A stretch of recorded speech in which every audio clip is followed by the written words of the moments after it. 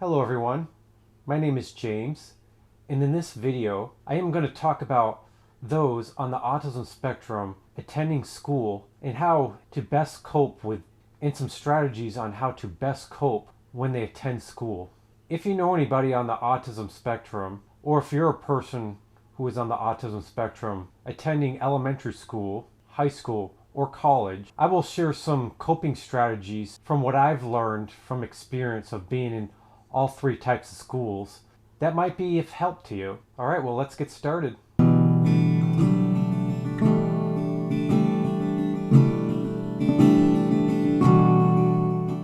If you are on the autism spectrum or know someone on the autism spectrum attending elementary school right now, I first want to say that if you're in a special needs school, it is good to not take that personally. It is good to consider that a good thing.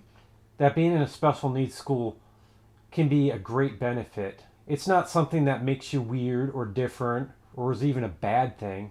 Attending a special needs school can definitely be of great benefits in long term. The second coping strategy I want to share when attending elementary school is that if you have any aides in the school or any kind of full-time aides that follow you around in class, it can be tempting to look at it as a bad thing or an embarrassment, but really it's not. Just like with being in a special needs school, they're here to help you. When I was younger, when I was in elementary school, I had a full-time aide that followed me around in class and watched over me over my shoulder. At the time, I considered that kind of embarrassing. I didn't really like it. However, I'm really thankful for what my aide did in elementary school did to help me learn my reading skills, help prevent me from being bullied, and also help me with overall schoolwork that I probably would have had a hard time with, especially for the fact that I have ADHD, have slow processing speed when it comes to learning things, and my overall just misconception about school being that it's not important. She has really helped me learn a lot, and it has really benefited me today. So if you have an aide, don't be tempted to think that it's a bad thing. Appreciate all the good things that the aide can do to provide you with helping you in school. The third coping strategy I want to share when you're in elementary school is that if you're ever upset, having a meltdown, or you're overwhelmed or having a bad day, it is always good to communicate these things with your teachers. It may be easy to assume that some teachers may not care, but really they do. So if you talk to them and clear about what you're struggling with, they will definitely want to help you. And if they feel they can't, they will at least try to point you to the right direction where you can get help. The next coping strategy I want to share is that if you feel different or singled out due to your Asperger's, it's a really good thing to express those concerns to people, to teachers at school. Because again, just like what I said before, they can be really helpful. And it helps teachers in general understand, which can benefit people in the future too. The next coping strategy I want to share is that finding a counselor at your school can be really beneficial. When I was younger, related to my high-functioning autism as well as personal things at home, I found a counselor was really helpful. She was so helpful that even the biggest struggles, such as my mom moving to another state, really helped me not be distracted in school.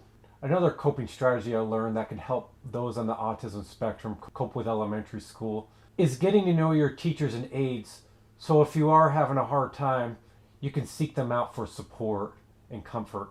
When I was in elementary school, it felt really nice and comforting to know that I had a family of teachers, such as those in the resource room and in the classroom, that I could turn to when I was really struggling with things. That was really comforting, kind of like having really caring parents at your home.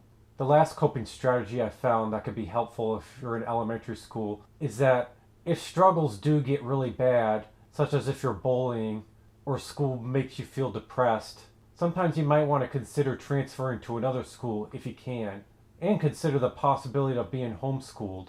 I'm not saying you should be homeschooled or anything, but there are many people on the autism spectrum who have struggled in school and considered that an option and really benefited from it. Okay, now say you're a person on the autism spectrum or know someone on the autism spectrum growing into adolescenthood and you're now going into high school. You will definitely see how school has changed compared to elementary school and even middle school. With that said, I now want to talk about coping strategies in high school. The first coping strategy I've learned being a person on the autism spectrum that have attended high school, that it is extremely beneficial to ask for help whenever you struggle. Once you transition from elementary school into high school, you will notice that you'll have to learn more independently. You will have less full-time aides, less resource teachers, and less supervision. And that is a good thing because you're growing up. However, at the same time, it is crucial to learn how to study independently. So, with that said, it is really important to know how to ask for help when you get stuck or struggle with something. Learn to seek out the appropriate teachers. If you don't know which teacher would be appropriate for what it is you need help with, talk to your academic advisor at high school or any kind of counselor you have at high school. They can help you ask the appropriate teachers to zero in on what you need help with. Another coping strategy I've learned is enrolling yourself to at least one free study period in high school, such as a homework hour or a study period. Many high schools have these. I found the benefits is not only good in the fact that you have extra time to get homework done, but it is a great opportunity to get help with areas in your academics that you might struggle with the most. For example, when I was in high school, I struggled the most with math and reading. So during that time, I used that time to seek out teachers that were available to help me on those specific subjects. It is a great time, if you have a tutor, it is a great time to have a tutor help you during that period. If not, you could always seek out math teachers, for example, that are free during that time. I found that very helpful with me. The next coping strategy that will be helpful in high school is to do what you can to improve your social skills whenever you can. I realized the importance of social skills when I was in high school, so I did whatever I could on my free time to learn as much as I could. I practiced talking to people that I knew from class. I tried to sit with people at lunch that liked me in class. The more practice I got with socializing, the more I learned the do's and don'ts about socializing. At the time, I struggled with the fact that I thought making friends and people getting to know me in a way that they liked was really important. However, after graduation, I realized many people you know in high school are people you don't often see again, at least not that much. So, if you do make mistakes when it comes to socializing, which is appropriate when it comes to learning more about socialization, don't sweat it too much. It may seem like a big deal at the time, but it really isn't. Making mistakes in socializing can be a good thing, because that's where you learn. When you make mistakes, it is very important to keep something in mind, though. Don't let your mistakes cause you to not want to be yourself. Being yourself is one of the most important things to learn in socializing above everything else. Another coping strategy I learned when you're in high school is the benefits of joining extracurricular activities. I recently talked about this in another video, but joining extracurricular activities is a fantastic way to practice your social skills and get better. Not only an extracurricular activity will provide ample time to practice socializing with people, being involved in an activity where other people are also participating will give everyone a frame of being together as a team. So even if you're awkward socializing sometimes, they will still respect you because you're part of something that can benefit everyone in the activity. For example, when I was on the rowing team, all of us people on the team worked together to try to win races in the regatta. So even if I were to look awkward, people still respected me because I had an important seat in the boat that could help the whole team win a race. Another important thing I learned is developing skills that you struggle in to strengthen them. When I was in high school, I was really behind in reading. When I was in my freshman year, I only had a reading level of a fourth grader. This made high school really hard academically. However, on my free time, I tried to do what I could to improve my reading skills. During vacations and summer breaks, I read as much books as I could. Eventually, that really helped me academically. If you're struggling with social skills, you could also read books on how to improve your social skills or watch YouTube videos. I'll provide some links of some excellent YouTube videos that you can watch that can help you improve on your social skills. Another important thing I've learned when you're in high school is to record your lectures on a smartphone or tape recorder, or someone that can sit in your classes that can help take notes for you. Many people on the autism spectrum have ADHD and some can have slow processing speed, and that can tremendously help those that struggle with that. Another tip I learned is that if you're in high school and your high school has some kind of resource room dedicated for people on the autism spectrum, I definitely recommend having a class period such as that on your schedule. When I was in high school, I was fortunate enough to be in a school where they provided a study hall hour dedicated for people with Asperger's. I not only got to get homework done like a normal study period, but the teacher that supervised the class was someone who was specialized to work with people with Asperger's, so she had a background understanding. I knew she was someone who understood people on the spectrum was definitely a comforting feeling. In addition to that, there was a few other people in the classroom who also had Asperger's. So in that case, I became friends with people who were also on the autism spectrum that I could relate with and be myself. I thought that was excellent. I became lifetime friends with those who were in that classroom, and I still talk to them today. And I'm forever thankful for that. Another coping strategy I've learned if you're in high school on the autism spectrum is if you find high school really challenging to the point that you're being too overwhelmed and feeling depressed, again, like in elementary school, you might want to consider maybe attending a different high school that might be suited for you, or perhaps even consider maybe being homeschooled. Many people on the autism spectrum have been homeschooled during high school and said that it was an excellent choice.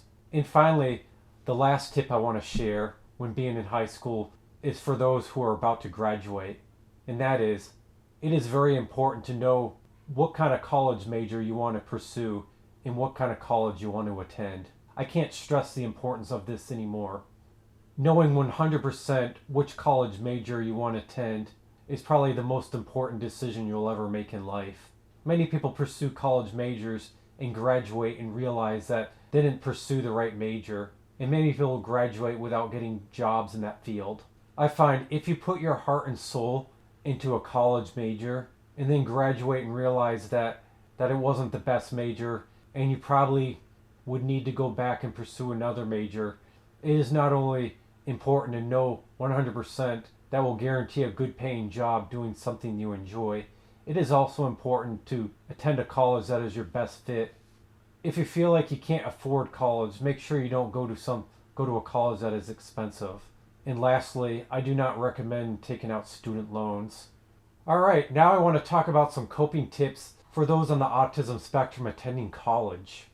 If you're attending college on the autism spectrum or know someone with the autism spectrum that is attending college, one good coping strategy I've learned is make sure you pick a class schedule where the classes fit your schedule best. For example, if you're an evening person and can pay attention the best in the evenings, try taking a bunch of evening classes. Another coping strategy I've learned is pick as many classes you can that you can handle, but not any more than that. Taking just the right amount of courses will help guarantee success, and you'll learn more in the classes. The third coping strategy I've learned is getting to know your academic advisor and being comfortable to see him or her regularly. If you talk to your academic advisor a lot, they could really help you if you struggle with certain courses and will help you attend classes that will best fit you. With that said, it is also a good idea to have a counselor if your college has a counselor. When I was in college, I was really happy to have a counselor that I saw regularly because not only she helped me if I was struggling with things, but she also helped me attend classes that had professors that she felt would help me learn the class better. Another helpful tip I learned in college was like in high school, record your lectures with a recording device or have someone who can sit in during your classes and take notes. This will help tremendously, especially in college. Another thing I've learned that really helps when you're in college is joining college activities, especially with like-minded people. This will help you build relationships with like-minded friends, and these friends could perhaps be lifetime friends. Also, it's fun to do something that you really enjoy. It could help provide even more excitement when being in college. Another helpful tip I've learned is to learn more about the major you're studying outside of school. For example, on your free time, learn about the different jobs that your major will help you get. For example, learn about the different jobs in your field and what you expect in a typical career. This will give you kind of a head start in knowing what to expect.